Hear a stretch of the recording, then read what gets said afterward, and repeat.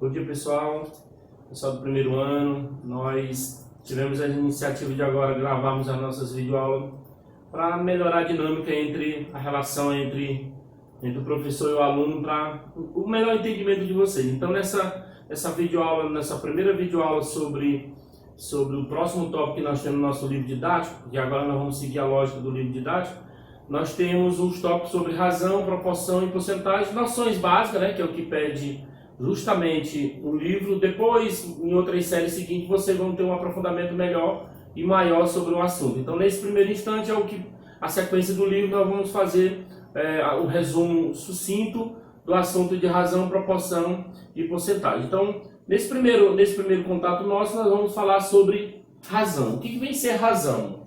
Então, para mim ter uma noção do que é razão, né, ligada à matemática, se eu considerar aqui dois números, o número x e o número y, e no momento que eu defino que esses números são números reais, então qual é a primeira coisa que eu tenho que observar?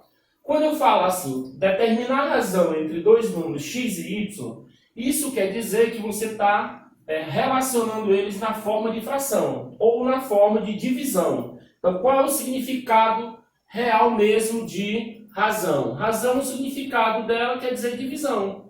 Ou seja, você vai dividir dois números para poder você encontrar essa relação entre um número, o primeiro número e o segundo número. Então, no caso aqui, eu considerei o número x e y, pode ser qualquer número, pode ser o A, pode ser B, pode ser M, pode ser N. Então, aqui no caso do número x e y, foi de um modo geral. Então, o que eu faço? Eu tenho aqui a razão entre x e y, que é a divisão. Eu posso representar a razão desse procedimento, x sobre y, ou então eu posso colocar ele na forma de divisão normal, convencional, que nós já conhecemos. Então, eu tenho aqui x dividido por y.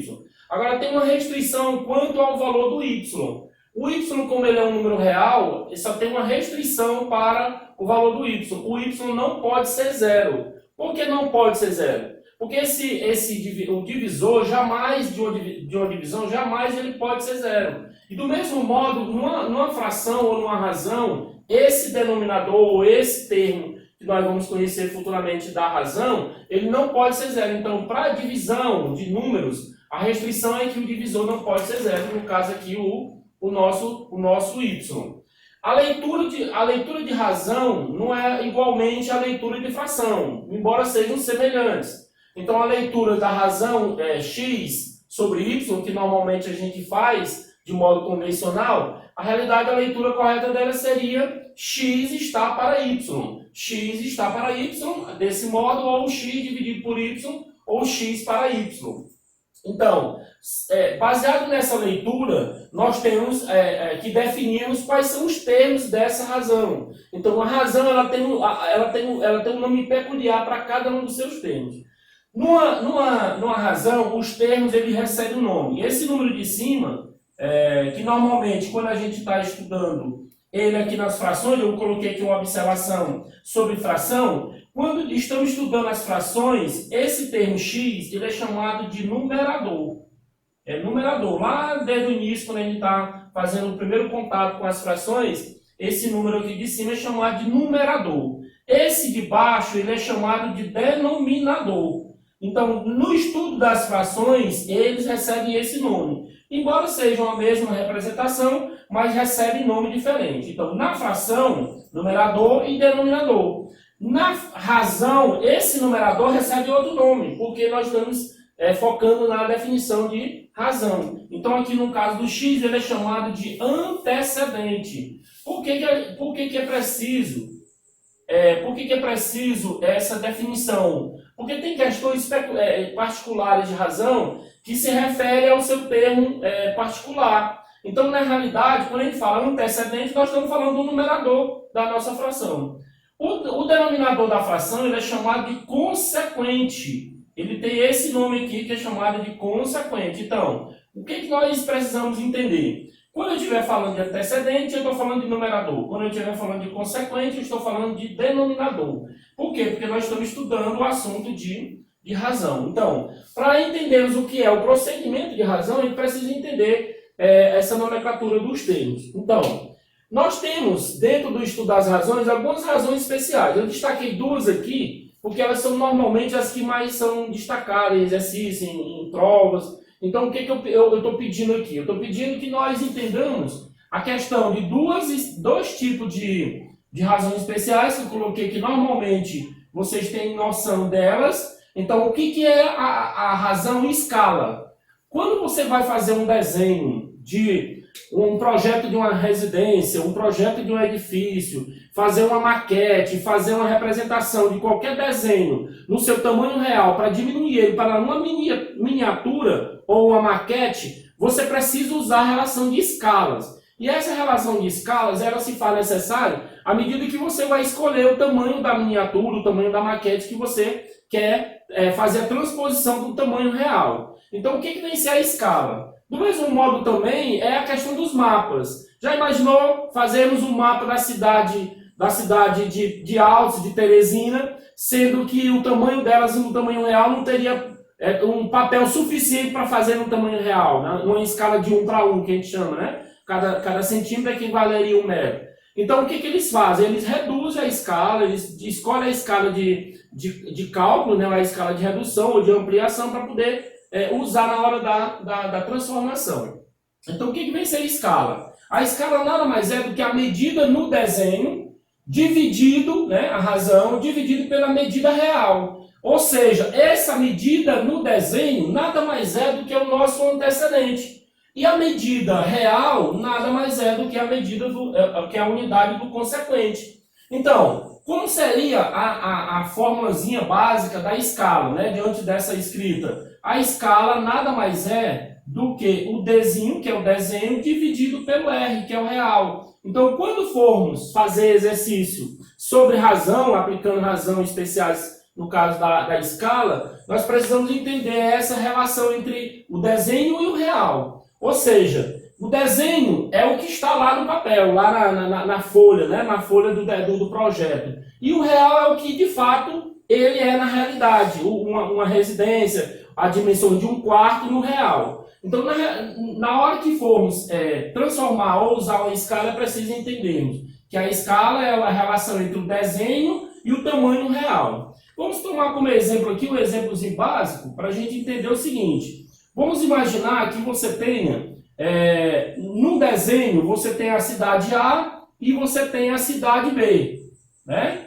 Essa distância daqui para cá, vamos imaginar que ela seja 8 centímetros. 8 centímetros no mapa. Né? Você está usando um mapa na geografia e lá a distância entre as duas cidades é de 8 centímetros.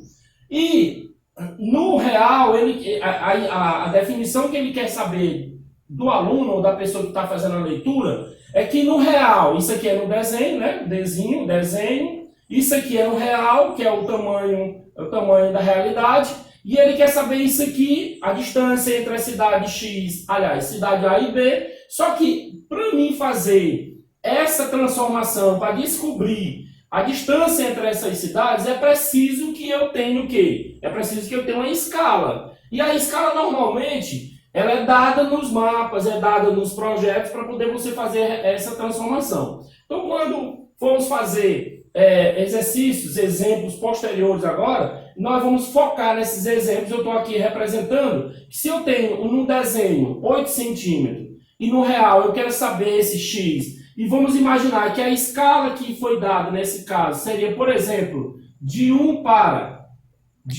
800, aí o que seria 1 para 800?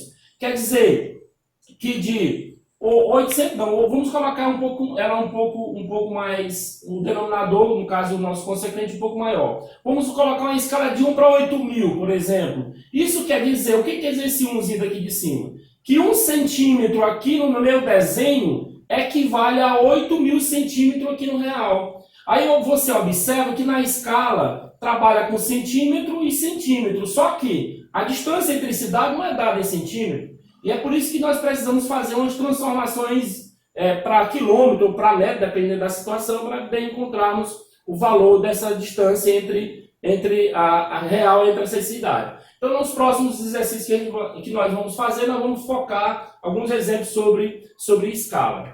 Velocidade, que é outra relação importante ou razão importante. Lá na física, distância pelo tempo. essa velocidade, nós não estamos definindo qual vai ser o tipo de velocidade, mas a velocidade é a distância pelo tempo. Então nós temos aqui velocidade, distância pelo tempo. Do mesmo modo, você tem uma cidade A e B, você sai dessa cidade A às 10 horas e chega na cidade B às 12 horas, você tem aqui um tempo de 2 horas, né, transcorrido um tempo de 2 horas, e se você, por exemplo, tiver a distância entre essas duas cidades, vamos imaginar aqui de 80 quilômetros, então como é que eu vou calcular a velocidade nessa relação? Seria a distância de 80 km dividido por 2, que nós teríamos aqui uma velocidade, que observe que nós estamos relacionando a velocidade, a distância em quilômetro por quem? Pelo tempo, que é a outra unidade. Então, 40 km por hora. Então, exemplos básicos para a gente ter uma noção de como se aplica a questão da razão especial velocidade. Muito bem, eu coloquei aqui exemplos para nós termos como referência como calcular a questão das razões, um exemplo de razão. Então, numa sala de 40 alunos, vamos tomar um exemplo como sendo uma sala de aula ou uma sala de estudo, eu tenho 40 alunos no total, tenho 24 mulheres nessa sala e 16 homens. Está pedindo para nós determinarmos a razão entre o número de homens e o total, né? O total de alunos. Então, qual é o número de homens que nós temos? O número de homens que nós temos é 16. Então, a nossa razãozinha aqui, R, vai ser 16 por quanto? 16 dividido pelo total, 16 dividido por 40. Se simplificarmos isso aqui, porque ela tem que ser irredutível, né? Ela tem que ficar na forma irredutível, nós vamos dividir isso aqui tudo logo por 4. Vamos simplificar por 4, que você vai ter 4 sobre 10, divide novamente por 2, e aqui nós vamos ter o quê? Nós vamos ter 2 quintos. Qual o significado dessa razão do número de homens para o total? É que aqui em cima, como é o número de homens, aqui é o total, quer dizer que de cada 5 pessoas que você tem na sala de aula, de cada 5 você tem 2 homens. Então, nessa relação da letra B, que é a razão, ele está querendo a razão entre o número de mulheres e o total. Quantas mulheres nós temos ao todo? Nós temos 24. Então, 24 dividido por 40. Vamos simplificar logo isso aqui de um modo geral, logo por 8, né? Pode simplificar logo direto. Então, a nossa razão aqui vai ficar 24 dividido para 8, nós vamos ter 3. E 40 dividido para 8, nós vamos ter 5. Então, observe que essa razão do número de mulheres para o total é de 3 para 5. Significado: de cada 5 pessoas da sala, 3 são mulheres. E a letra C pede o número de mulheres, a razão entre o número de mulheres e o número de homens. Então, nós temos aqui uma razãozinha R entre o número de mulheres, que é 24, para o número de homens, que é 16. Simplificando isso aqui tudo por 8, nós vamos ter o quê? A nossa razão desse exemplo, 24 dividido por 8 dá 3, e 16 dividido por 8 dá igual a 2. Qual é o significado disto? Que, como nós estamos fazendo a razão entre mulheres e o número de homens, para cada 3 mulheres na sala você tem 2 homens. Então, a razão entre números é definida desse modo. Então, aqui são noções básicas sobre razão. Na nossa próxima videoaula, na parte 2, nós vamos fazer alguns exemplos para vermos como é que se processa toda essa dinâmica das razões. Então, fica a dica para a próxima aula, vermos alguns exemplos sobre isso.